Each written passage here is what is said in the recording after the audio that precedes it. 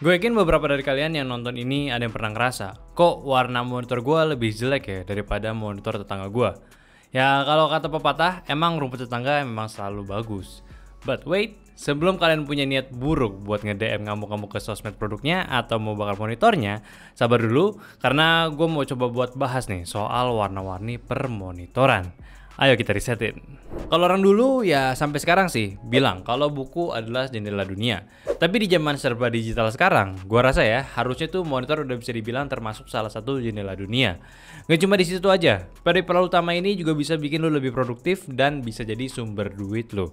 Tapi apa jadi nih kalau lu ngerasa mau edit foto ataupun video, tapi endingnya tuh lu ragu sama hasil kerja lu sendiri yang karena warnanya tuh ternyata nggak maksimal. Pasti beberapa dari kalian pernah ngerasain kayak nonton video di dua monitor yang berbeda, warnanya kok nggak sama.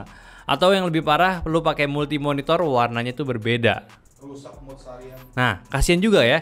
Ya udah nabung lama-lama jadinya begitu. Ada beberapa faktor yang mempengaruhi output warna dari si monitor sendiri. Kayak misalnya, lo beli monitor dengan panel yang berbeda. Jenis panel monitor itu ada 3 yang umum dijual, kayak Twisted Nematic atau TN, Vertical Alignment atau VA, dan yang paling biasa sering kita temuin adalah In-Plane Switching atau IPS. Jelas, udah pasti tiap panel monitor punya kualitas yang berbeda-beda, kayak refresh rate sampai akurasi warna yang dihasilkan panel itu sendiri. Biasanya sih TN itu warnanya paling yang kurang asik, cuma refresh rate-nya itu paling tinggi. Dan kayaknya sayangnya untuk panel monitor jenis ini kayaknya udah mulai ditinggalkan. Karena sekarang orang selain dari ngincar refresh rate tinggi buat smooth navigasi sama gaming juga, tapi butuh warna yang seril mungkin buat manjain mata kita. Ya salah satunya yang udah mulai advance adalah panel IPS. Yes, jadi panel IPS ini sekarang udah lebih advance yang dulu cuma menang warna aja. Sekarang udah ada yang punya refresh rate tinggi juga. Bahkan contohnya, Asus sudah ngeluarin monitor yang refresh rate itu super kenceng, tapi tetap pakai panel IPS. Apalagi panel jenis ini punya viewing angle yang oke banget, cocok buat editor dan juga di area entertainment. Ada faktor lain lagi yang kayak sesimpel warna. Mata manusia itu bisa membedakan warna sampai jutaan. Tapi beberapa monitor atau bahkan semuanya itu punya keterbatasan di mana mereka itu nggak bisa ngehasilin semua warna sebanyak warna yang dikenalin sama mata kita. Makanya ada istilah color gamut. Biar jelas, coba gue jelasin sedikit nih, apa itu color gamut. Nah, color gamut ini adalah range warna spesifik yang bisa ditampilkan oleh sebuah panel monitor. Yang paling sering kita temuin itu biasanya ada sRGB, Adobe RGB, dan DCI-P3. Masing-masing tentunya punya range warna dan kegunaan yang berbeda-beda. Kita ambil contoh dari webnya Acer aja nih. Di sini mereka udah ngebedain sRGB, Adobe RGB, sama DCI-P3 secara simple. Dan sRGB sendiri sebetulnya sudah jadi standar bawah untuk akurasi warna gamut dan diikuti dengan Adobe RGB dan DCI-P3 yang sekarang banyak diimplementasiin pada monitor yang lebih premium. Adobe RGB dan DCI-P3 sebetulnya kalau dibanding dengan sRGB, keduanya ini memiliki range warna 35% lebih kaya dari sRGB. Tapi keduanya ini memiliki karakteristik dan fungsi yang berbeda. Dan apakah penting? Ya penting banget. Adobe RGB ini mengenhance warna agar bisa setara dengan color profile pada printer CMYK.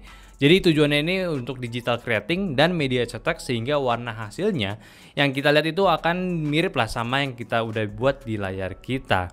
Sedangkan untuk DCI-P3 dipakai banyak di industri perfilman atau videografi yang mana bisa memberikan warna vivid dan bisa diaplikasikan ke bentuk HDR punya. Bahkan kalau dari range warna segitiga spektrumnya aja, Adobe RGB ini memberikan warna lebih pada biru dan hijau, yang mana lebih balance dan lebih cocok untuk disandingkan pada CMYK. Sedangkan DCI-P3 warnanya lebih ke kuning dan merah yang memberikan warna vivid dan lebih colorful lagi dilihat oleh mata kita. Ya untuk dilihat oleh mata kita maksud gua. Cuma ya itu, untuk sekarang ini monitor-monitor, terutama monitor gaming biasa ngejual akurasi warna tinggi cuma sekedar bisa ngasih warna colorful aja. Padahal nggak sesimpel itu. Ya nggak salah juga sih sebenarnya. Yang penting kan saat kita beli monitor jangan sampai lewatin cek spek panelnya dulu. Atau kalau nggak mau bingung tinggal tonton aja review monitor yang pernah kita bahas atau enggak ke channel GTID aja yang paham banget soal monitor. Lanjut, color gamut sendiri bukan satu-satunya indikator bagus atau tidaknya warna yang bisa diproduksi oleh sebuah monitor. Ada juga delta I.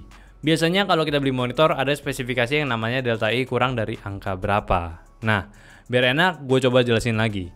Delta I adalah ukuran apakah warna di monitor tuh mirip atau tidak dengan standar range warna yang ada. Gampangnya lihat range dari warna segitiganya. Semakin melenceng dari yang seharusnya apa enggak nih?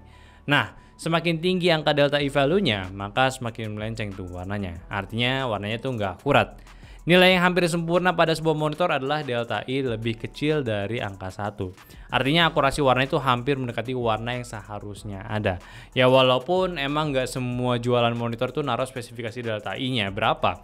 Karena nggak semua user pentingin banget soal warna, ya mereka tuh pengennya langsung pakai aja, dan produsen pun butuh uang lebih juga biar dapat spek delta E rendah. Yang ujung-ujungnya monitornya itu bakal lebih mahal juga nantinya. Dan anyway, kalau misalkan mata manusia yang awam aja bisa melihat perbedaan warna itu di indikator delta E kurang dari 3, dan untuk profesional yang matanya itu udah terlatih itu bisa kurang dari 2, kira-kira mata kalian tuh udah di angka berapa nih? Kurang berapa?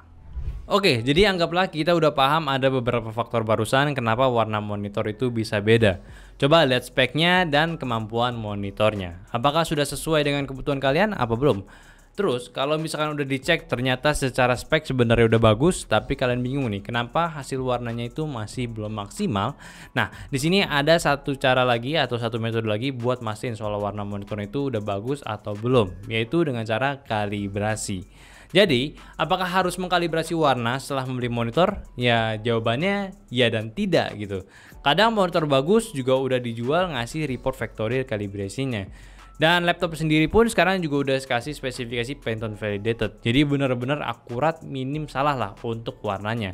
Tapi sesuai kebutuhan lagi. Kalau mau dapat yang maksimal ya kalibrasi buat ngecek lagi. Apalagi kalau niatnya mau pakai dual monitor atau lebih gitu. Kadang monitor spek bagus aja suka beda tipis warnanya.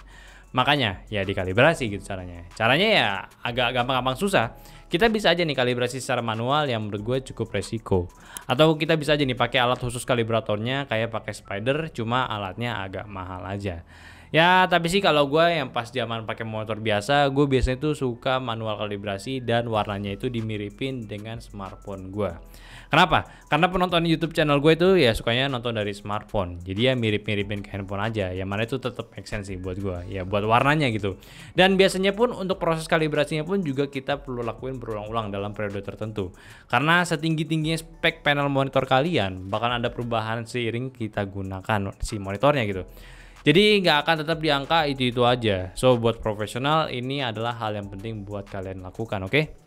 Emang peripheral yang satu ini kalau nggak bagus-bagus amat nyebelin banget. Apalagi kalau banyak kerjaan kita yang butuh monitor bagus.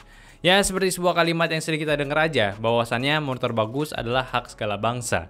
Dan monitor sendiri adalah salah satu alat investasi yang penting juga. Beda halnya dengan mouse keyboard yang mungkin kita bisa ganti seiring berjalannya waktu. Better lu nabung buat dapetin monitor bagus ketimbang ganti-ganti tiap tahunnya buat upgrade si monitornya. Karena ya kalau lu udah dapet monitor bagus, lu bisa tahan monitor itu untuk waktu yang cukup lama. So itu sih beberapa faktor penting buat kalian nentuin monitor dengan warna yang bagus itu seperti apa. Selama lu punya uang dan kemampuan buat cek spek monitornya, bakalan bisa lah dapat monitor yang kalian inginkan.